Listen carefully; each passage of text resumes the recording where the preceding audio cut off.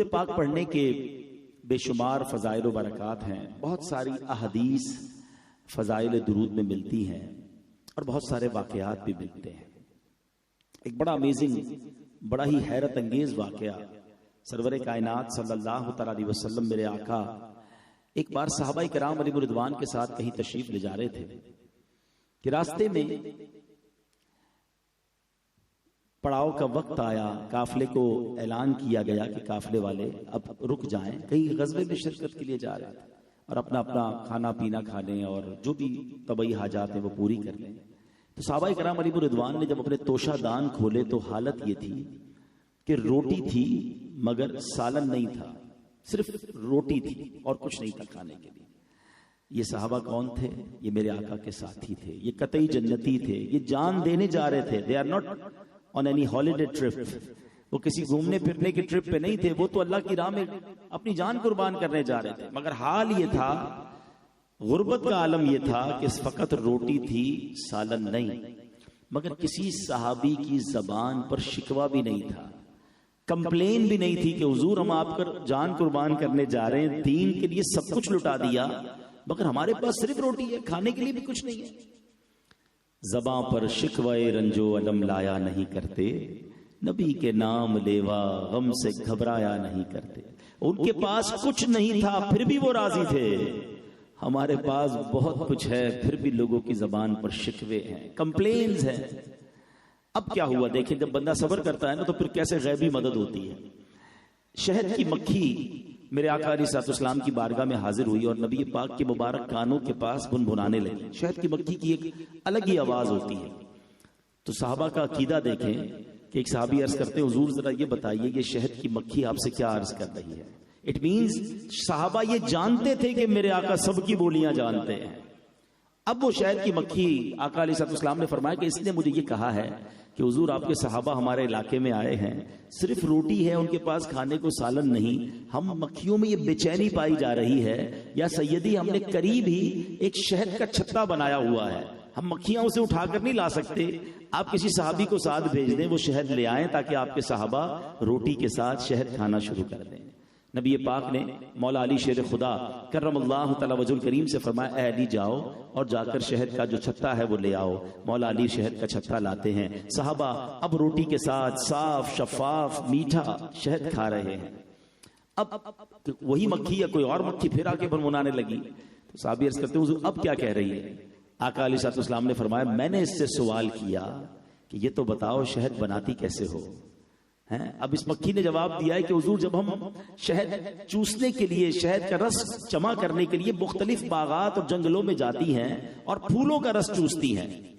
نبی پاک نے بڑا ریلیونٹ کوسچن فرمایا کہ پھولوں کا رس تو کڑوا بھی ہوتا ہے، پھیکا بھی ہوتا ہے، شہد تو بڑا میٹھا ہوتا ہے۔ آپ کو بھی کبھی پریکٹس ہوئی ہوگی، کبھی کبھی اب ہار وغیرہ کوئی پہناتا ہے تو گلاب کی پتی تو کھا لی جا سکتی ہے مگر چمبیلی اور موتیا وغیرہ یہ تو بہت کڑوا ہوتا ہے۔ تو شہد تو اتنا میٹھا ہوتا ہے کہ نام لے تو وہ میٹھا ہو جائے، تو کتنا ڈیفرنس ہو گیا۔ تو نبی پاک نے فرمایا کہ پھولوں کا رس تو کڑوا پھیکا بھی ہوتا ہے، شہد اتنا میٹھا یہ کیسے؟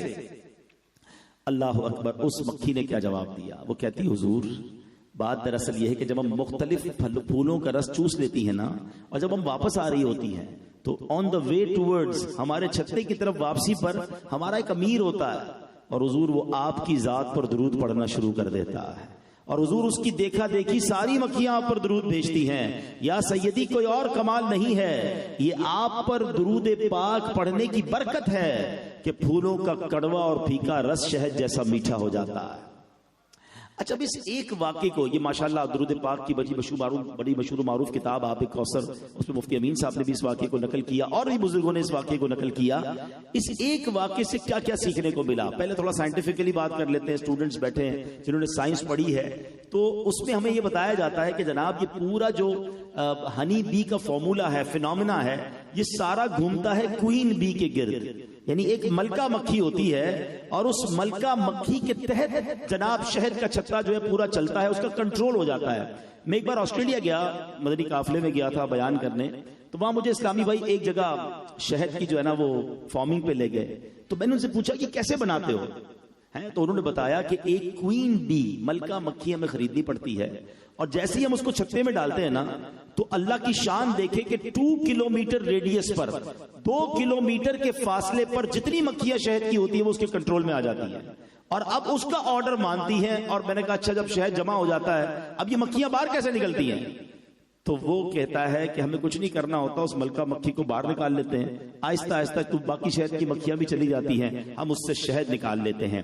سائنس نے 1400 سال بعد سمجھا کہ یہ شہد بنتا کیسے ہے. میرے آقا علیہ الصلوۃ والسلام نے ہمیں تقریباً 1400 سال پہلے بتایا کہ ایک ملکہ مکھی ایک لیڈر ہوتا ہے اور سب اس کے تابع ہوتے ہیں اور وہ سب درود پڑھتے ہیں تو شہد میں مٹھاس آ جاتی ہے. سبحان اللہ. آج ہر ڈاکٹر, ہر جناب طبیب بتاتا ہے کہ تقریباً تمام بیماریوں کی شفا جو ہے وہ شہد میں موجود ہے. قرآن کہتا ہے شہد میں شفا ہے. اب ذرا غور کیجئے کہ جو چیز بنتی ہی نبی پاک کی درود پاک کی برکت سے ہو تو اس میں شفا کیوں نہ ہوگی, اس میں برکت کیوں نہ ہوگی. تو اب ہمیں ایک بات علماء نے بتائی کہ جب پھولوں کا کڑوا اور پھیکا رس شہد جیسا میٹھا درود پاک کی برکت سے ہو سکتا ہے تو اگر کوئی ایسا بندہ ہے جس کی زندگی میں گناہوں کی پھیکاوٹ ہے, جس کی زندگی میں بدعمالیوں کی کڑواہٹ ہے, جس کی زندگی میں غموں کی کڑواہٹ ہے اور وہ چاہتا ہے کہ زندگی نیکیوں کی مٹھاس سے تر بتر ہو جائے تو وہ اپنی زندگی میں درود پاک کو شامل کر لے. وہ زیادہ سے زیادہ درود پاک پڑھتا رہے, اللہ اس کی دنیا بھی میٹھی کر دے گا, اس کی آخرت کی مشکلیں بھی آسان کر دے گا. تو میرے پیارے اسلامی بھائیوں, رمضان از دا بیسٹ منتھ. یہ بہترین مہینہ ہے کہ اس مہینے میں ہم زیادہ سے زیادہ درود پاک پڑھ کے اپنی ہیبٹ بنا لیں, اپنی عادت بنا لیں. بلکہ سچی بات یہ ہے کہ رمضان تو پورا مہینہ اچھی عادتیں بنانے کا مہینہ ہے, مگر بدقسمتی سے حال یہ ہے کہ رمضان میں اچھی عادتیں پڑھ بھی جاتی ہیں مگر پھر رمضان کے بعد ہم ان نیکیوں سے دور ہو جاتے ہیں. اس بار ایسا نہیں کرنا ہے. آئیے مل کر محبت کے ساتھ بآواز بلند درود پاک پڑھ لیں. صلو علی الحبیب صلی اللہ تعالی علی محمد صلی اللہ علیہ وسلم. رمضان ہمارے درمیان ہے, اللہ خیر کرے. ہمارے اللہ پاک بقیہ دن بھی ہمیں پورے روزے رکھنا, تراویح پڑھنا نصیب فرمائے. لیکن رمضان کے بعد جو ہم کرتے ہیں نا وہ درست نہیں کرتے. ایکچولی رمضان کیا ہے سمجھو. رمضان ہمارا شیطان سے مقابلے کے لیے پریکٹس کروائی جاتی ہے. یہ بچے بیٹھے نا نوجوان, ذرا ان کی زبان میں سمجھا دیتا ہوں. کبھی بڑا مقابلہ ہوتا ہے نا تو اس سے پہلے پریکٹس کروائی جاتی ہے. نیٹ پریکٹس کہتے ہیں لوگ, ٹھیک ہے, کیونکہ بڑا مقابلہ ہونا ہے تو اس سے پہلے پریکٹس ہوگی تو مقابلے میں مقابلہ کر سکیں گے, لڑائی کر سکیں گے.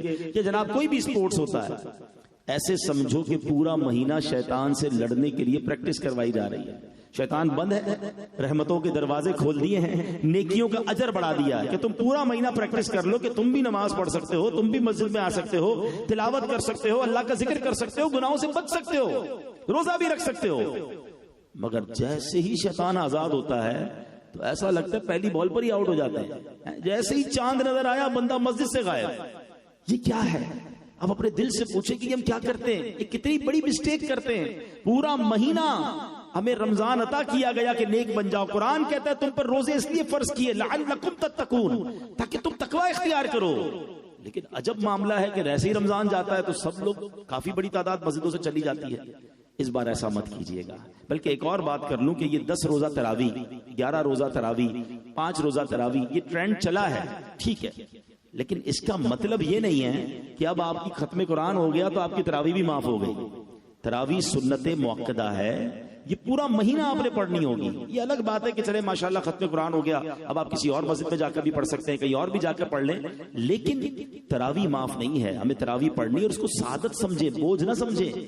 یہ کتنی اچھا پورے سال میں کب ہوتی ہے تراویح؟ صرف رمضان میں نا. تو یہ تو رمضان کی اسپیشل سوغات ہے, اسپیشل عبادت ہے. تو ہمیں تراویح کو بوجھ نہیں بلکہ سعادت سمجھ کر پڑھنا ہے. تو انشاءاللہ نیت کریں رمضان میں بھی خوب عبادت کریں گے اور رمضان کے بعد بھی عبادت کریں گے انشاءاللہ. چونکہ یہاں تکمیل قرآن ہوا ہے, قرآن پاک کے بارے میں ہم سب کو بہت کچھ آنا چاہیے, مگر انفارچونیٹلی بہت کچھ دوسری چیزوں کے بارے میں تو آتا ہے, مگر قرآن کے بارے میں ہمارے بہت سارے لوگوں کو نہیں معلوم. اللہ نے قرآن میں کیا فرمایا, پچھلی قوموں کے کیسے واقعات ہیں اور ان واقعات میں ہمارے لیے کیا درس ہے.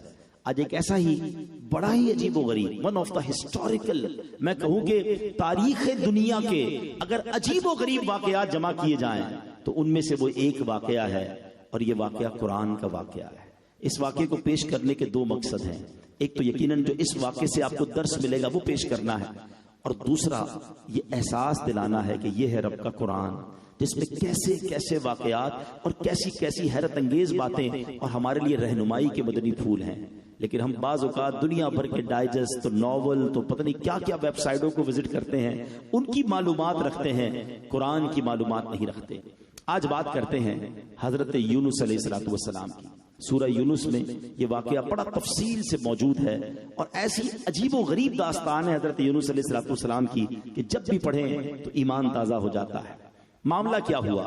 حضرت یونس علیہ السلام کو اللہ تعالیٰ نے شہر نینوا کے باشندوں کی ہدایت کے لیے رسول بنا کر بھیجا تھا. اب یہ موصل کے علاقے کا ایک بڑا شہر تھا. یہاں کے لوگ بت پرستی کرتے تھے، کفر کرتے تھے، اللہ کی طرف نہیں آتے تھے. آپ نے ان لوگوں کو بڑا سمجھایا، بت پرستی چھوڑنے کا حکم دیا، اللہ وحدہ لا شریک کی طرف بلایا. یہ نہیں مانتے تھے. اب حضرت یونس علیہ السلام نے ان کو اللہ کے عذاب کی خبر دی کہ اگر تم ایمان نہ لائے اور بہت عرصے سے تمہیں سمجھا رہا ہوں تو اب تم پر رب کا عذاب آ جائے گا. اچھا، وہ قوم نے آپس میں مشورہ کیا اور انہوں نے یہ جان لیا تھا، وہ کہتے ہیں کہ یہ جب بھی بات کرتے تو سچ بولتے ہیں، یہ جھوٹ نہیں بولتے.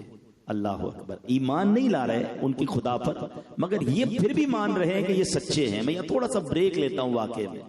نبی پاک کی ذرا سیرت پر نظر دوڑائیں. 40 سال اعلان نبوت ابھی نہیں کیا.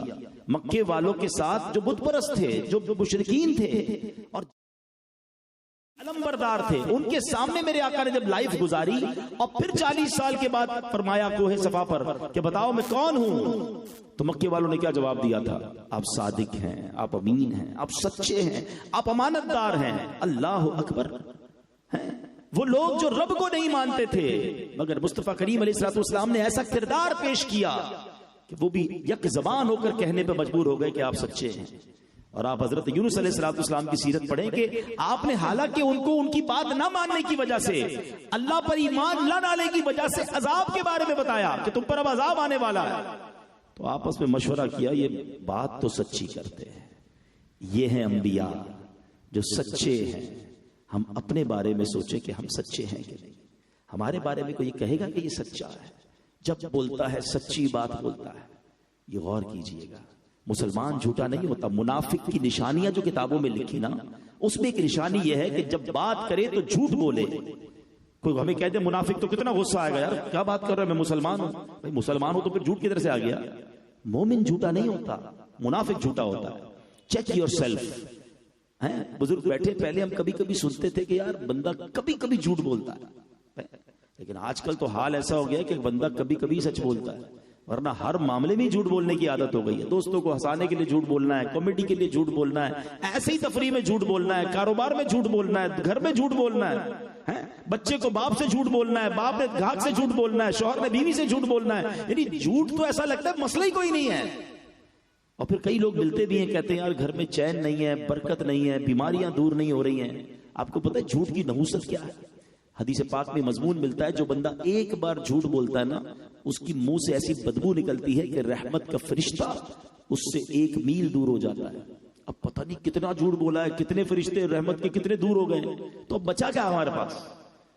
خدا را سچ بولے، سچ کو آنچ نہیں ہے. ایک حدیث پاک میں جملہ اتنا ڈرانے والا ہے کہ اللہ کے حبیب علیہ السلام فرماتے ہیں، جس کا مضمون ہے کہ بندہ جھوٹ بولتا رہتا ہے یہاں تک کہ وہ اللہ کی بارگاہ میں کذاب لکھ دیا جاتا ہے. یعنی سوچے اس سے بڑا بدنصیب کون ہوگا جو اللہ کی بارگاہ میں جھوٹا لکھا ہوا ہے. اور بندہ جب سچ بولتا رہتا ہے، سچ بولتا رہتا ہے، تو بارگاہ الہی میں صدیق لکھ دیا جاتا ہے. اب اپنے بارے میں خود فیصلہ کر لیں کہ میں اپنے بارے میں کیا پسند کرتا ہوں، کہ بارگاہ الہی میں مجھے کیا کہا جائے، سچا یا جھوٹا؟ کذاب، بہت زیادہ جھوٹ بولنے والا. استغفر اللہ. نہ کریں ایسا، توبہ کریں اور زندگی میں سچ کو اپنائیں. بیڑا پار ہو جائے گا جو سچا ہے. اچھا ایک اور بات بتاؤں، جو سچا ہے نا آپ کو بڑا پرسکون ملے گا، بہت پیسفل. سچوں کے چہرے پہ نور بھی ہوتا ہے. اچھا سچا پیسفل اس لیے بھی ہوتا ہے کہ اس کو کوئی بات چھپانی نہیں ہوتی، اس سے آپ جب بھی کوئی بات پوچھیں وہ کریکٹ بات بتائے گا. جھوٹے کا ٹینشن یہ ہے کہ اس کو ہر بات چھپانی ہوتی ہے اور وہ آپ کو مضطرب ملے گا، پریشان ملے گا. اس کی وجہ بھی ہے. اب مثال کے طور پر کوئی جاب کر رہا ہے اور کہیں 2 دن کی چھٹی کر دی. صاحب نے کہا کیوں بھائی کہاں تھے؟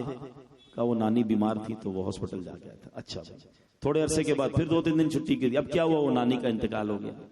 تو اب ہاسپٹل میں نانی کا انتقال ہو چکا ہے، اس کو یاد رکھنا پڑے گا، کیونکہ حالانکہ نانی تو زندہ ہے لیکن کبھی منہ سے نکل نہ جائے کہ نانی صاحبہ جو ہے وہ بیمار دوبارہ ہوئی ہے، مرنے کے بعد دوبارہ بیمار کیسے ہوگی؟ تو جو جتنا جھوٹ، کچھ لوگوں کی عادت خواہ خواہ جھوٹ، کہاں رہتے ہیں اور رہتا بیچارہ کوئی نارمل علاقے میں ہوگا، سامنے والے پہ روب ڈالنا، میں ڈیفینس میں رہتا ہوں، اچھا اب ڈیفینس کا ایڈریس بتا دیا تو ساری زندگی یاد رکھنا ہے اس کو ڈیفینس بتایا ہوا میں نے۔ کاروبار کیا کرتے ہو سکتا ہے وہ چھوٹا سا سونار کا کاریگر ہو، اپنی تو جیولرز کی بڑی شاپ ہے طارق روڈ پہ، اچھا اب ساری زندگی یاد رکھنا ہے کہ اس کو طارق روڈ کی شاپ بتائیے، صدر کی نہیں بتائیے ورنہ مکس ہو جائے گی، وہ ٹینشن بھی فائلیں ہی سنبھالتا رہے گا اپنی، جہاں جہاں جھوٹ بولا ہوا ہوگا۔ سچ بولو، نو ٹینشن یار، جو پوچھے وہ بتا دے، اس میں کیا جاتا ہے؟ خامہ خائی جھوٹ اور حرام جہنم میں لے جانے والا کام۔ معراج کی رات میرے آقا علیہ الصلوۃ والسلام نے ایک شخص کو دیکھا جس کو ہک ہوتا نا، ایسے لوہے کے ہک کے ذریعے اس کے گل پھڑے، یعنی یہ جبڑے چیرے جا رہے تھے، یعنی یہاں سے ہونٹ کے پاس سے وہ ہک ڈال کر گلے تک لے جایا گیا، پھر دوسرے ہونٹ سے وہ چیرتا وہ پیچھے لے جایا گیا اور پھر وہ ٹھیک ہو گیا، پھر وہ عذاب۔ فرمایا یہ کون ہے؟ جبریل امین نے عرض کی حضور یہ جھوٹ بولنے والے ہیں۔ کبھی ڈینٹسٹ کے پاس گئے ہوں گے نا، ڈینٹسٹ ہمارا منہ کھولتا ہے، ایک لمٹ تک تو منہ کھلتا ہے، اس کے بعد درد ہوتا ہے، تکلیف ہوتی ہے، یہ ہماری حیثیت ہے۔ اگر یہ چیر دیے گئے ہمارے جبڑے تو کیا جواب دیں گے؟ نہ بولا کرے جھوٹ، بالکل جھوٹ سے توبہ کر لیں۔ اب میں تو ابھی واقعہ شروع نہیں کیا، لیکن کہتے نا نبیوں کی باتوں سے، بزرگوں کی ہر بات سے ہمیں سیکھنے کو ملتا ہے کہ وہ لوگ جن کو عذاب کے بارے میں کہا جا رہا ہے کہتے ہیں بات یہ سچی کرتے ہیں۔ اللہ کرے کہ ہمارے بارے میں بھی لوگ یہی بات کریں، یار اس نے کہا ہے نا تو سچ ہی کہا، یہ جھوٹ تو ہو ہی نہیں سکتا نا۔ یہ ہے مسلمان، یہ ہے مومن کہ ہمارے بارے میں تصور ہی نہ ہو کہ جھوٹ کیسے زبان سے نکلے گا بھائی۔ اب آگے چلو، حضرت یونس علیہ السلام نے کہہ دیا کہ عذاب آنے والا ہے۔ اس قوم نے کہا کہ ایک کام کرتے ہیں، حضرت یونس پر نظر رکھو، ان کو فوکس رکھو، اگر یہ شہر سے چلے جائیں نا تو سمجھ لینا عذاب آنے والا ہے، کیونکہ اللہ کے نبی تو چلے جاتے ہیں عذاب والی بستی سے، اور اگر شہر میں ہیں تو اللہ پھر عذاب نہیں آئے گا۔ ایک اور ان کا ایمان دیکھے کیسا تھا، یقین تھا کہ یہ اللہ کے نیک بندے ہیں، یہ ہمارے شہر میں ہوئے تو عذاب نہیں آئے گا۔ عجیب قوم تھی، مانتی بھی تھی نہیں بھی مانتی تھی۔ بہرحال حضرت یونس علیہ السلام جو ہیں وہ تشریف لے کے رات ہی شہر چھوڑ کر چلے گئے۔ اس قوم کو پتا چل گیا، صبح جو ہے نا جیسے وہ اٹھے تو بادل عجیب و غریب قسم کے بدلیاں آنے لگی، تو دے ریئلائز کہ بس اب تو آگ برستی ہے یا کوئی خطرناک عذاب آنا ہے۔ تو اس قوم نے کیا کیا کہ حضرت یونس علیہ السلام کو تلاش کیا، اب دیکھا وہ بھی نہیں ہے، دھواں چھا گیا ہے اور ایسا لگتا ہے کہ تباہ و برباد ہو جائیں گے ہم۔ تو اب ان شہر والوں نے کیا کیا کہ ڈر گئے، کانپ گئے، اور عورتیں بچے مویشی لے کر جنگل میں نکل گئے، اور انہوں نے کیا کیا، پرانے کپڑے پھٹے پرانے کپڑے پہنے روتے رہے، خاک سر پر ڈالتے رہے، اللہ سے معافی مانگتے رہے، یا اللہ حضرت یونس پر ایمان لے آئیں گے۔ بچے بھی دعا کر رہے ہیں، عورتیں بھی دعا کر رہی ہیں، مرد اپنی عورتوں سے الگ ہو گئے اور مائیں اپنے بچوں سے الگ ہو گئیں، سب استغفار میں مشغول ہو گئے، اور سبحان اللہ مطلب کوئی ایسی گریہ بازاری کی، اتنا روئے اتنا گڑ گڑائے کہ اللہ کریم۔ اچھا پھر آپس میں ایک دوسرے کی جو ظلم کیے تھے نا وہ بھی معافیاں مانگنے لگے ایک دوسرے سے کہ تم مجھے معاف کر دو، میں نے تمہیں معاف کیا، تاکہ کسی قسم کا کوئی اللہ کی رحمت کو پکار لیا جائے اور یہ عذاب دور ہو جائے۔ اور اب کیا ہوا کہ اللہ کریم کی رحمت کو اور اس کی تو کرم نوازی ہے، رحم آیا اور ان سے عذاب اٹھا لیا اور یہ بادل وغیرہ واپس چلے گئے۔ اچھا اب وہ امن و چین سے رہنے لگے، انہوں نے توبہ کر لی تھی، وہ تو سمجھے کہ حضرت یونس علیہ السلام کا واسطہ دیا ہے، ایمان کے لیے اللہ کی بارگاہ میں عرض کی ہے، گناہوں سے توبہ کی ہے، عذاب چلا گیا، وہ پیسفل رہنے لگے۔ حضرت یونس علیہ السلام باہر چلے گئے تھے۔ اب حضرت یونس علیہ السلام واپس آئے، تو جب واپس آئے تو آپ نے جو ہے وہ دیکھا کہ ایوری تھنگ اوکے، عذاب تو نہیں آیا۔ اچھا آپ کو تو پتہ ہی نہیں تھا معاملہ کیا ہوا، پیچھے قوم نے کیا کیا ہے، توبہ بھی کر لی ہے، اللہ سے وعدے بھی کر لیے ہیں، رونا دھونا بھی کیا ہے۔ تو اب کیا ہوا کہ آپ کو لوگوں نے کہا کہ اب تو اپنی آپ بستی میں جائیے، تو آپ نے فرمایا کہ میں اس قوم میں کیسے جا سکتا ہوں، یہ قوم تو مجھے شہید کر دے گی، یہ تو سمجھیں گے میں جھوٹ بول کر گیا تھا، میں تو ان کو عذاب کا کہہ کر گیا تھا اور عذاب الہی نہیں آیا، اب میں کیسے اس قوم میں جا سکتا ہوں۔ تو آپ اس جگہ سے واپس پلٹے اور اب آپ دریا کے پاس گئے اور ایک کشتی میں سوار ہو گئے۔ اللہ کی شان دیکھیں کہ وہ کشتی جا کر بیچ سمندر میں رک گئی۔ اچھا پہلے موٹر بوٹس تو ہوتی نہیں تھی کہ جہاز میں انجن لگا ہوا ہوتا ہو، تو انجن والی بوٹ نہیں رکتی، وہ بھی رک جاتی ہے جب انجن ہی خراب ہو جائے، نصیب میں ہو تو سب ہو سکتا ہے، جہاز رک جاتے تو پانی کی کشتی کیا، لیکن اس زمانے میں تو پانی کی کشتی ہوا پہ چلتی تھی نا، لیکن وہ بیچ سمندر میں جا کے رک گئی۔ اچھا اس قوم کا ایک دستور تھا کہ اگر کوئی کشتی بیچ سمندر میں رک جائے تو اٹ مینز اس میں کوئی بھاگا ہوا غلام ہے، اچھا اب انہوں نے کیا کیا کہ کہا کہ اب ایسا لگتا ہے پرچی نکالنی پڑے گی کہ وہ بندہ کون ہے. تو جب پرچی نکالی سب کا نام ڈال کر تو حضرت یونس کا نام نکلا علیہ الصلوۃ والسلام. اس قوم نے آپ کو بھرے سمندر میں دریا میں ڈال دیا, سمندر میں ڈال دیا. جیسے ہی آپ کو سمندر میں ڈالا کشتی چلنا شروع ہو گئی, وہ بھی چلے گئے. آزمائش کیسی ہے, بھرے سمندر میں تنہا اللہ کے نبی کو ان لوگوں نے ڈال دیا. اب اللہ کی شان دیکھیں کہ جیسے ہی آپ کو پانی میں ڈالا گیا ایک بہت بڑی مچھلی, ہو سکتا ہے اس زمانے کی کوئی بڑی دیوہکل مچھلی ہوگی, اس نے حضرت یونس علیہ السلام کو نگل لیا. مگر اللہ کریم کی طرف سے اس مچھلی کو حکم دیا گیا کہ حضرت یونس کو کھانا نہیں ہے, آپ کی ہڈیاں نہ ٹوٹیں, آپ کا جسم نہیں گلانا ہے. اب آپ اس مچھلی کے اندر ایسے قید ہیں جیسے غار کے اندر ہے, گھپ اندھیرا ہے, ہاتھ کو ہاتھ سجائی نہیں دے رہا ہے, کتنا ڈارک ہوگا مچھلی کا پیٹ. اور اب آپ نے اسی حالت میں ایک بڑی کمال کی دعا کی. ہاں آج آپ کو بھی ایک بڑا کمال کا وظیفہ ملنے والا ہے, اور یہ وظیفہ قرآنی وظیفہ ہے. ہاں سورہ یونس کا سمجھ لو حاصل ہے یہ. آپ نے کیا کہا رب کی بارگاہ میں, اللہ والوں کی عاجزی دیکھو, آئے ہائے, اس میں جو عاجزی ہے نا, جس کو ہم آیت کریمہ کہتے ہیں, آپ مچھلی کے پیٹ میں پڑھنے لگے لا الہ الا انت سبحانک انی کنت من الظالمین. آئے ہائے, آپ نے یہ وظیفہ پڑھنا شروع کر دیا. اللہ میری غلطی ہے, تیرا کوئی ثانی نہیں, تیری بڑی شان ہے. اللہ کی شان بھی بیان ہو رہی ہے اور اپنی عاجزی کا اظہار بھی ہو رہا ہے, اپنی معافی کا بھی بار بار تذکرہ ہو رہا ہے. آپ پڑھتے رہے, یہ وظیفہ پڑھتے رہے.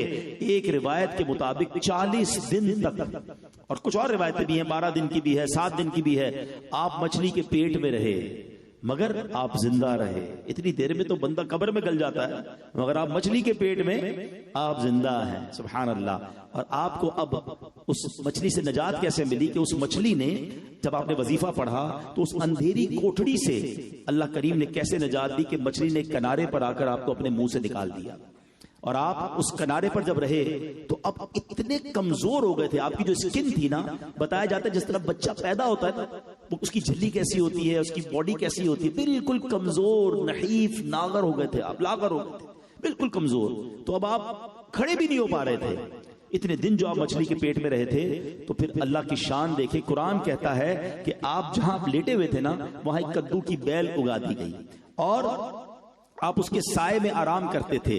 یاد رہے یہ بھی آپ کا معجزہ ہے, کدو کا درخت نہیں ہوتا ہے, کدو زمین پر اگتا ہے, اوپر اس کا درخت نہیں ہوتا, مگر آپ کو چونکہ سائے کی ضرورت تھی تو باقاعدہ کدو کا ایک درخت اگا جس کے سائے تلے آپ آرام کرتے تھے, اس کے بڑے بڑے پتوں کے سائے تلے. اور پھر سبحان اللہ ایک بکری کی ڈیوٹی لگائی گئی جو روزانہ آپ کے پاس آتی تھی, اپنا تھن آپ کے منہ میں ڈال دیتی تھی اور آپ اس بکری کا دودھ پی لیا کرتے تھے. کچھ دنوں کے بعد آپ کے اندر توانائی آنا شروع ہوئی, آپ کے اندر طاقت آنا شروع ہوئی. آپ اب اپنی قوم کی طرف واپس آئے تو ساری قوم آپ کی منتظر تھی, وہ تو آپ پر ایمان لانے کے لیے تیار تھے, آپ سے محبت کے ساتھ آپ کو ویلکم کیا اور آپ اب اپنی قوم کے ساتھ خوش و خرم رہنے لگے. میرے پیارے اور محترم اسلامی بھائیوں, اس خوبصورت واقعے سے پہلے میں دوسری بات پر آ جاتا ہوں.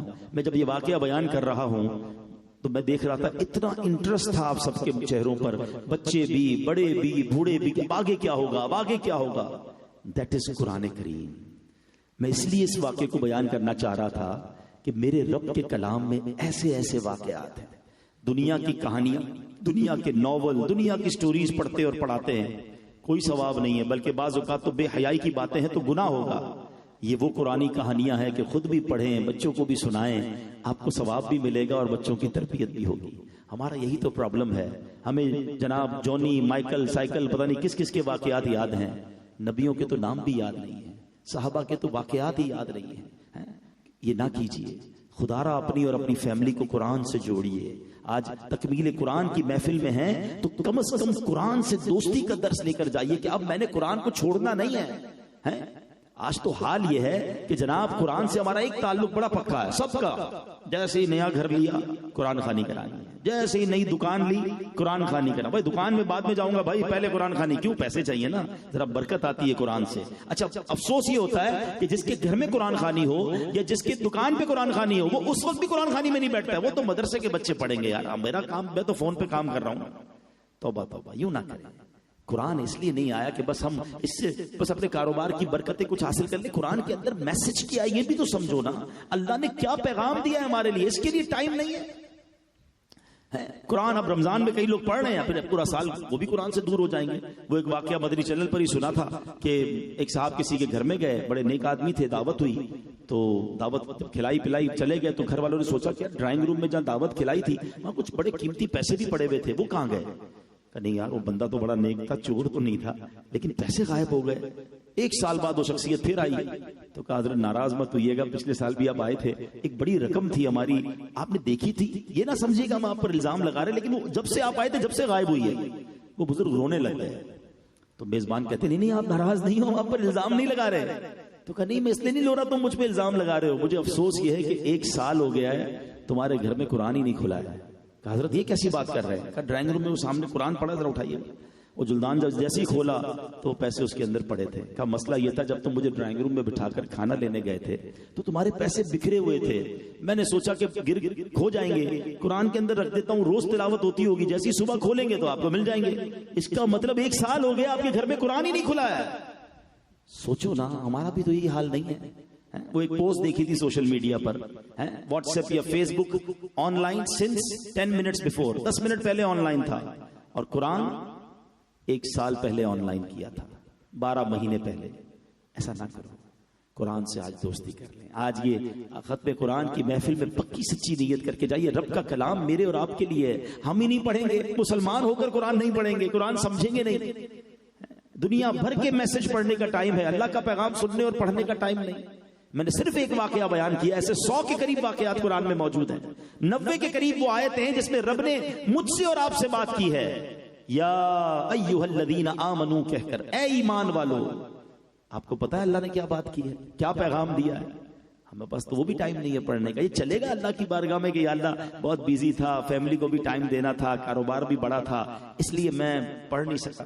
کہ اللہ تیرا پیغام نہیں سن سکا. میں چوٹ کرنے کے لیے ایک اور مثال دیتا ہوں. ماشاءاللہ کئی لوگ بیٹھے ہیں، اونرز بیٹھے ہیں، فیکٹری کے دکاندار. ہم آج کل کیا کرتے ہیں، رات کو اپنے امپلائی کو، اپنے مینیجر کو، اپنے اکاؤنٹنٹ کو ایک میسج کرتے ہیں کہ بیٹا صبح اٹھ کے وہ فلاں بینک سے پیسے لے لینا، ادھر جمع کرا دینا، اس کو پیسے دے دینا، وہاں سے ڈاکیومنٹ اٹھا لینا. 5-6 کام دے کر ہم سو جاتے ہیں.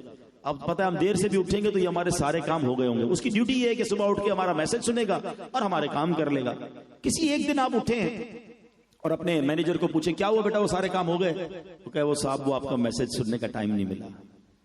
آپ بتاؤ کیا جواب دو گے؟ تمہاری نوکری کس چیز کی ہے؟ تمہاری ڈیوٹی کیا ہے؟ تمہیں پتا ہے کتنا نقصان ہو گیا؟ تم نے پیغام ہی نہیں سنا. میں نے تمہارے آسرے پر یہ سارے کام چھوڑ دیے. آپ غصہ کریں گے، آپ ناراض ہوں گے. مجھے ایک بات بتاؤ، تمہارا پیغام تمہارا امپلائی ایک دن نہ سنے تمہیں برا لگتا ہے؟ رب کا پیغام تمہیں 40 سال پہلے مل چکا ہے. کوئی یہاں 50 سال کا بیٹھا ہے، کوئی 30 سال کا بیٹھا ہے، ساری زندگی گزر گئی. قرآن کا پیغام نہ پڑھنے کا ٹائم ہے نہ سننے کا ٹائم ہے. کیسی زندگی ہم گزار رہے ہیں. اب تو ہمارے علماء کو اللہ سلامت رکھے کتنا آسان کر دیا. پہلے مشکل تھا، اب تو اردو میں ترجمے، تفسیر، آن لائن ایپلیکیشنز، ہمارے فنگر ٹپ پر چیزیں، ویب سائٹیں بنا دی گئی، آڈیو لنک کے ذریعے تفسیر سن لو. پھر بھی قرآن سے دور ہے. نہ کرو ایسا. ہم سب نے مرنا ہے، ہم سب نے اللہ کی بارگاہ میں جانا ہے. ہم کیا جواب دیں گے کہ قرآن پڑھنے کا ٹائم ہی نہیں ملا؟ تو پلیز آج اچھی نیت یہ کر لو کہ انشاءاللہ بڑی مبارک محفل ہے، تکمیل قرآن کی محفل ہے، کہ اب آج سے آن ورڈ روزانہ کچھ نہ کچھ قرآن پڑھوں گا انشاءاللہ، سمجھوں گا انشاءاللہ. دعوت اسلامی آپ کو سروس دیتی ہے نا، آن لائن قرآن آپ پڑھ سکتے ہیں، مدرسے میں جا کر پڑھ سکتے ہیں. اس کے بعد جناب آپ ایپلیکیشن کے ذریعے فری ڈاؤن لوڈ کر سکتے ہیں تفسیر قرآن. صراط الجنان تفسیر قرآن کی ایپلیکیشن آ گئی ہے، آڈیو بھی موجود ہے، اس پہ تحریری بھی موجود ہے. پھر بھی نہ پڑھیں تو پھر ہمارا قصور ہے. اب آتے ہیں میں واپس اس واقعے کی طرف. کتنا شاندار درس ہے. اللہ کے نبی ہیں، آزمائش کیسی کہ مچھلی کے پیٹ میں، پہلے تو سمندر میں غرق کر دیا گیا، پھر مچھلی کے پیٹ میں ہے، مگر اس ساری آزمائش میں بھی شکوہ نہیں ہے، کمپلین نہیں ہے. یا اللہ میرا قصور کیا ہے؟ میں تو تیرا نبی ہوں، تیری عبادت کرنے والا ہوں، میں لوگوں کو تیری طرف بلا رہا تھا. آج لوگ عجیب عجیب باتیں کرتے ہیں. یار میں تو روزے بھی رکھتا ہوں، نماز بھی پڑھتا ہوں، زکوٰۃ بھی دیتا ہوں، مجھ پر آزمائش کیوں آتی ہے؟ مجھے نہ جانے کس بات کی سزا دی جا رہی ہے. او اللہ کے بندوں، اللہ والوں پر امتحان آتا ہے. کربلا والوں کا کیا قصور تھا؟ خود نبی پاک علیہ الصلوۃ والسلام کے ساتھ جو آپ کی حیات طیبہ میں، طائف کے میدان میں لے لیں، مکے کی گلیوں میں لے لیں، کتنا ستایا گیا. تو اللہ والوں کو امتحان میں مبتلا کیا جاتا ہے ان کے درجے بلند کرنے کے لیے. لیکن ہمیں چھوٹی سی تکلیف آ جائے، چھوٹی سی ٹینشن، چھوٹی سی بیماری، تھوڑا کاروبار ڈاؤن ہو جائے، ذرا موڈ آف ہو جاتا ہے۔ کئی لوگوں کے تو گھر والے مارکیٹ دیکھ کر بات کر رہے ہوتے ہیں، یہ جیولرز بیٹھے نا، مارکیٹ اچھی ہے تو آج موڈ اچھا ہے صاحب کا، جس دن مارکیٹ ڈاؤن اس دن گھر والوں کی بھی خیر نہیں ہے۔ چلو بھائی، گھر والے بھی شاید مشورہ کر کے ہی فون کرتے ہوں گے، آج کام نہیں، آج موسم ٹھیک نہیں ہے۔ تو ایسا نہیں ہونا چاہیے، کاروبار اوپر نیچے ہو تو اس میں گھر والوں کا کیا قصور ہے؟ تو اپنی فیملی کے ساتھ اچھا برتاؤ رکھیں، اللہ کی بارگاہ میں شکر بھی ادا کیا کریں۔ اللہ نے مجھے اور آپ کو کروڑوں سے اچھی لائف دی ہے، کروڑوں سے اچھا بنایا ہے۔ کئی لوگ بڑی بڑی بیماریوں میں ہیں۔ میں پچھلے کئی دنوں سے، ہمارے قریب کے لوگ ہیں، میرے بہت قریب ہیں، آپ دعا بھی کر دیں، آج تکمیل قرآن کی محفل ہے۔ ایک 26 سال کا بچہ ہے اور اس کو کینسر ہو گیا ہے۔ ایک میرے بچپن کا دوست ہے، میرے ساتھ ہی ہوتے ہیں ماشاءاللہ، ان کو بھی کینسر ہو گیا ہے۔ اب میں سوچتا ہوں کہ یہ کینسر ہمیں نہ ہونا ہے، کچھ بھی نہ ملتا، صرف ہمیں کوئی بڑی بیماری نہیں ہے۔ کبھی صحت کی قدر پوچھنی ہے تو کسی بیمار سے جا کر پوچھو، جس کے گردے کے ڈائلسس ہو رہے ہوں، جس کو کینسر ہو گیا ہو، جس کو نہ جانے کوئی اور بیماری ہو گئی۔ کیا زندگی، پیسہ کس کام کا؟ بندہ سوچ کے پاگل ہو جائے کہ اب پتہ نہیں میری بیماری اور مجھے آگے کہاں تک لے جائے گی۔ لیکن ہم ہیں کہ زبان پر شکر نہیں ہے۔ تو خدارا اس واقعے سے اپنی آزمائشیں، اپنی پریشانیوں پر صبر کرنا سیکھو، اللہ کی رضا پر راضی رہنا سیکھیں۔ اور سبحان اللہ، علماء کہتے ہیں جس طرح اللہ کریم نے حضرت یونس کو اس کال کوٹڑی سے نجات عطا فرمائی، جو بندہ صبر کرے، آیت کریمہ کا ختم کرتا رہے، اللہ اسے غموں کی کال کوٹڑی سے نجات عطا فرمائے گا، مشکلوں کے اندھیرے سے اجالے کی طرف لائے گا۔ اگر آپ اپنے آپ کو کمزور فیل کر رہے ہیں کہ یار کسی طاقتور کے سامنے مجھے مشکل آ رہی ہے، حضرت یونس کی اس کمزوری کو یاد کرو کہ اللہ کریم نے انہیں کیسی طاقت پھر سے عطا فرمائی۔ میرا رب قدرت والا ہے، وہ طاقت والا ہے، وہ ظالم کا نہیں مظلوم کا ساتھی ہے، مگر ہمیں اللہ پر پہلے بھروسہ رکھنا ہے، ہمیں اللہ کی رضا پر راضی رہنا ہے۔ ہمیں اس سے، اللہ سے ہی ناراض ہو گئے تو پھر بچے گا کیا؟ اللہ سے ہی بدگمان ہو گئے تو پھر کیا بچے گا؟ ہماری ماں سے زیادہ ہم پر مہربان ہمارا رب ہے، اور اس کی مہربانیاں کتنی ہیں کبھی سوچی آپ نے؟ دنیا کا کیا دستور ہے کہ یار ہمیں کوئی گفٹ دے دے، کوئی مہربانی کر دے، ہم چاہتے وہ ناراض نہ ہو، وہ ہمیشہ خوش رہے۔ اللہ نے کتنی مہربانیاں کی ہیں ہم پر، کبھی سوچا ہم نے؟ مجھ پر میری پیدائش سے پہلے میرا رب مہربانیاں فرما رہا ہے۔ ہاں، پیدا ہونے کے بعد تو ہے ہی تفصیل، لیکن میں آج آپ کو کسی اور طرف لے جانا چاہتا ہوں۔ آپ کے بھی خاندانوں میں، رشتہ داروں میں آپ نے سنا ہوگا، ہم اللہ سے دعا کرتے ہیں کہ آئندہ جب بھی کسی کے یہاں مسلمان کے یہاں بچہ پیدا ہو وہ صحت مند پیدا ہو، لیکن ایسے بچے پیدا ہوتے ہیں نا، کسی کی آنکھ نہیں ہوتی، کسی کا کوئی بیچارہ سن نہیں پا رہا ہوتا، بچے بھی شوگر کے مریض سنا ہے پیدا ہو رہے ہیں، چھوٹے چھوٹے بچوں کو جناب ہیپاٹائٹس اور جناب وہ تھیلیسیمیا اور کیا کیا مرض ہو رہے ہیں پیدا ہوتے ہی۔ مجھے تو میرے رب نے کامل پیدا کر دیا، مجھے کوئی بیماری نہیں تھی جب میں پیدا ہوا، میرے ہاتھ پیر بھی سلامت تھے، ٹانگیں بھی دو ہیں، ہاتھ بھی دو ہیں، آنکھیں بھی دو، کان بھی دو، بولنے کی صلاحیت، سونگنے کی صلاحیت ہے، میں تو بالکل پرفیکٹ پیدا ہوا۔ یہ میرا کیا کمال تھا؟ میں بھی تو معذور پیدا ہو سکتا تھا۔ اٹ مینز جب میری ماں کے پیٹ میں تخلیق ہو رہی تھی، میرے اللہ نے مجھ پر اس وقت بھی مہربانی کی اور مجھے پورے پارٹس عطا فرمائے، مجھے کامل بنا دیا۔ میں اپنے رب کا کتنا شکر ادا کروں۔ اور اس سے بڑی مہربانی بتاؤں، پیدائش سے پہلے کی بات کر رہا ہوں، پیدائش کے بعد تو کرم نوازیوں کی ایک لسٹ ہے، ہم چاہیں بھی تو نہیں گن سکتے، مگر مجھے اور آپ کو اللہ کریم نے مسلمان گھرانے میں پیدا کیا۔ ہاں، کافروں کے گھر بھی تو بچے پیدا ہوتے ہیں نا، کتنے بچے روز پیدا ہوتے ہیں، کوئی پتہ نہیں کسی عیسائی کے گھر پیدا ہوتا ہے، کوئی ہندو کے گھر پیدا ہوتا ہے، پتہ نہیں کتنے کے گھر پیدا ہوتا ہے۔ میرا کیا کمال تھا کہ مجھے اللہ نے مسلمان ماں باپ عطا کر دیے، اور میرے کانوں نے جو سب سے پہلی آواز سنی وہ اللہ کا نام اللہ اکبر سنی۔ یہ اللہ کی مہربانی نہیں؟ اتنی مہربانیاں جو رب فرما رہا ہو، کیا اسے ناراض کیا جاتا ہے؟ دنیا میں ایک تحفہ دینے والے کو ناراض نہیں کرتے ہو، اور جس نے زندگی کے ہر دن، ہر صبح، ہر شام، ہر لمحے مجھ پر احسان کیا اور کرتا جا رہا ہے، بندہ پھر بھی اس کی نافرمانی، پھر بھی اس سے ناراض، پھر بھی شکوہ، پھر بھی شکایت نہیں۔ میرے پیارے اسلامی، جس کو اللہ سے بھروسہ اٹھ گیا نا، وہ زندگی اس کی بیکار ہو گئی۔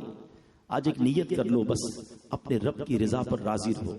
اب شیطان ہے نا، کسی کے ذہن میں وسوسہ ڈالے گا کہ یار بات تو صحیح کر رہے مولانا صاحب، لیکن میں اتنی دعائیں کرتا ہوں، کعبے کے سامنے بھی جا کر دعا کی، ختم قرآن میں بھی دعا کی، بڑے بزرگوں سے بھی دعا کرائی، مجھے میری چیز تو مل نہیں رہی جو میں مانگ رہا ہوں۔ اب آخری بیان کو اینڈ کر رہا ہوں، ایک لاجیکلی جواب دے دوں تاکہ کئی کنفیوژنز دور ہو جائیں گی اور اللہ سے محبت مزید بڑھ جائے گی۔ اور وہ کیا ہے کہ دیکھیں، آپ کے گھر میں بھی بچے ہیں، کوئی بچہ بیمار ہو جائے، اس کا گلا خراب ہو جائے، فلو ہو جائے، زکام ہو جائے، اور وہ آپ سے ضد کرے کہ مجھے بابا جان آئس کریم کھانی ہے، ٹھنڈا شربت پینا ہے، کیا آپ اسے پلائیں گے؟ جواب دیجئے۔ اچھا وہ رونے لگ جائے، نہیں نہیں نہیں میں نے آئس کریم کھانی، میں نے شربت پینا، آپ کے سامنے رو رہا ہے، آپ کا ایک دوست برابر میں بیٹھا ہے اور وہ آپ سے کہے کہ یار کیسے ظالم باپ ہو، بچہ رو رہا ہے کھلا دو نا آئس کریم، کیوں نہیں پلا رہے ہو شربت؟ تو آپ کیا رپلائی دیں گے کہ میں والد ہوں، مجھے پتا ہے اس کو کب کیا دینا ہے، یہی کہتے ہو نا؟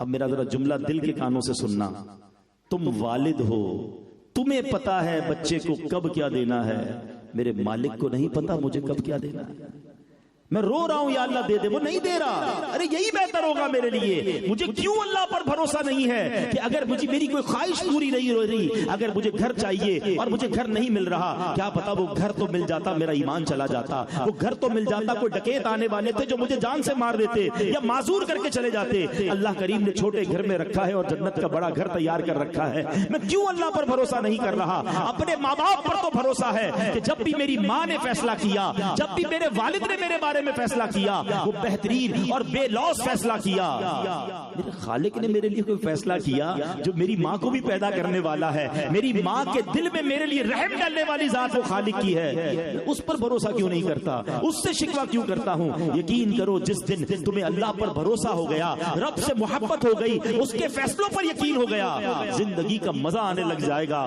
کام ہو جائے گا جب بھی شکر ادا کرو گے، نہیں ہوگا تم جب بھی شکر ادا کرو گے کہ اللہ نے نہیں کیا نا، یہی بہتر ہوگا، یہی اچھا ہوگا۔ تو اے میرے پیارے اسلامی بھائیوں، آج یہ قرآن کا پیغام لے کر جائیے، حضرت یونس علیہ السلام کی اس مبارک زندگی سے یہ پیغام لے کر جائیے، زندگی میں آزمائش آئے گی اور وہ آتی رہے گی، اصل اللہ کے نیک بندے وہ ہیں جو اس آزمائش پر صبر کریں، اللہ کی رحمت کا دامن نہ چھوڑیں، شکوہ شکایت نہ کریں۔ قرآن میں رب فرماتا ہے ان اللہ مع الصابرین، ارے صبر تو کرو پھر اللہ کی رحمت تمہارے ساتھ ہو جائے گی، تو صبر کا دامن نہ چھوڑنا، اور اگر اللہ اچھے دن دے دینا تو پھر شکر نہ چھوڑنا، نا شکری نہ کرنا، صبر میں رہنا، شکر میں رہنا، بیڑا پار ہو جائے گا۔ ہمارا معاملہ ہی عجیب ہے، آزمائش آتی ہے تو بے صبری کرتے ہیں، نعمتیں ملتی ہیں تو ناشکری کرتے ہیں، اور جناب اس کے چکر میں ہم اللہ کو ناراض کر بیٹھتے ہیں۔ تو اللہ کرے کہ آج اس تکمیل قرآن کی برکت سے ہمارے دلوں میں اللہ کی محبت میں ایسا اضافہ ہو جائے کہ ہم رب کے فیصلوں پر یقین کرنے والے بن جائیں، ہماری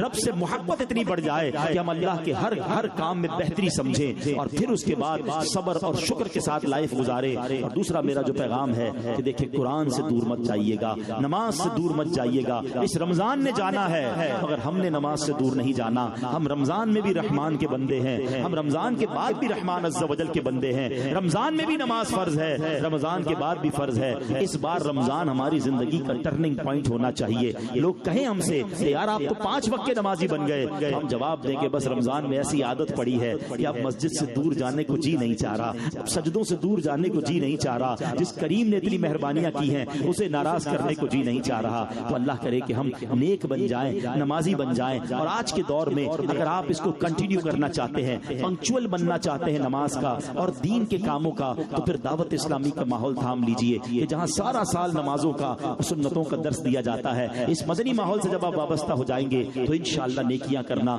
آسان ہو جائے گا۔ ماہ رمضان میں ایک اور کام ضرور کیجئے، یہ ماہ سخاوت بھی ہے، اللہ کی راہ میں دل کھول کر خرچ کرے۔ کئی لوگ اپنی زکات نکالتے ہیں، لیکن یاد رہے ہمارے یہاں سنارے بھائی بھی بیٹھے ہیں، بلڈرز بھی بیٹھے ہوں گے، مجھے لائیو بھی سنا جا رہا ہے، بعد میں بھی سنا جائے گا۔ میری ایک یوں سمجھے کہ ریسرچ ہے کہ جب تک لوگوں کی ہزاروں میں یا لاکھوں میں زکات بنتی تھی لوگ دے دیتے تھے، مگر اب ماشاءاللہ جن کو اللہ نے نوازا اور زکات بڑھتے بڑھتے کروڑوں میں پہنچ گئی ہے، تو اب امتحان پڑنا شروع ہو گیا ہے، اب انسان کے دل پر بوجھ آنا شروع ہو گیا ہے، چاہے زکات ہزاروں میں ہو، چاہے لاکھوں میں بنتی ہو یا چاہے کروڑوں میں بنتی ہو، کبھی زکات کو بوجھ نہ سمجھنا۔ خدا کی قسم یہ اللہ کا مجھ پر اور آپ پر احسان ہے، جو بندہ زکات دے نا، صدقہ دے، اس ساتھ اللہ کا شکر بھی ادا کرے کہ اے اللہ یہ تیرا شکر ہے تو نے مجھے دینے والا بنا بنایا, مجھے مانگنے والا نہیں بنایا. کبھی آپ نے سوچا آپ کی دکان پر, آپ کے گھر پر آپ ہی کا کوئی رشتہ دار, آپ ہی کا کوئی ملازم, آپ ہی کا کوئی جاننے والا آ کر کہتا ہے صاحب ماں بیمار ہے, بچی کی شادی کرنی ہے, گھر میں راشن کے پیسے نہیں ہے, تھوڑی سی زکات دے دیں.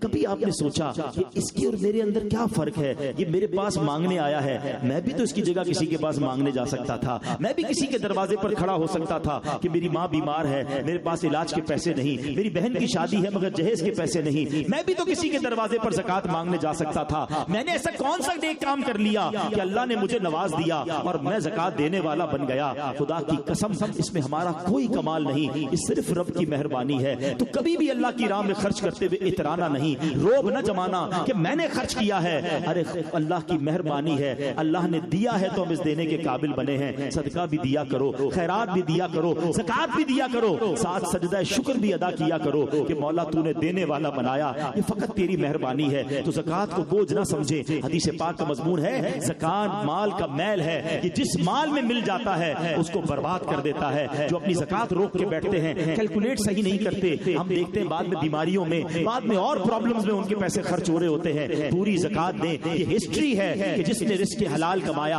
اور زکات پوری دی, اگلے سال وہ اپنی زکات زیادہ ہی دے رہا ہوتا ہے. اس کا کیا مطلب ہے کہ اس کا مال اور بڑھ رہا ہے, اللہ اس میں اور برکت ڈال رہا ہے. اللہ کی راہ میں خرچ کرنے سے مال کم نہیں ہوتا. لوگ آج کل انشورنس کرواتے ہیں, گارڈ رکھتے ہیں, سیکیورٹی کرواتے ہیں. آؤ میں نبی پاک کی زبانی تمہیں سیکیورٹی بتاتا ہوں. میرے آقا علیہ الصلوۃ والسلام فرماتے ہیں زکات دے کر اپنے مال کو مضبوط قلعوں میں قید کر لو. یعنی آپ کی پراپرٹی, آپ کا مال یہ قلعے میں, دیوار میں قید ہو رہا ہے, یہ روحانی حصار ہے. اگر بندہ زکات دیتا ہے اللہ اس کے مال کی حفاظت فرماتا ہے. تو بہرحال پوری زکات دیں, اور زکات سب سے پہلے اپنے غریب رشتہ داروں میں دیکھ لیں, اپنے اپنے مستحق غریب رشتہ داروں میں زکات دیکھیں, ان کو پہلے دیں. اور اس کے بعد میری گزارش ہے کہ عاشقان رسول کی عظیم الشان تحریک دعوت اسلامی جو دنیا بھر میں بڑے پیمانے پر دین کی خدمت کر رہی ہے, پھر آپ اپنی زکات میں ایک اچھا حصہ اس بار دعوت اسلامی کو بھی دیں, تاکہ دین کا یہ پیغام جو بڑے پیارے انداز میں اور بہت زیادہ ڈائیورسٹی کے ساتھ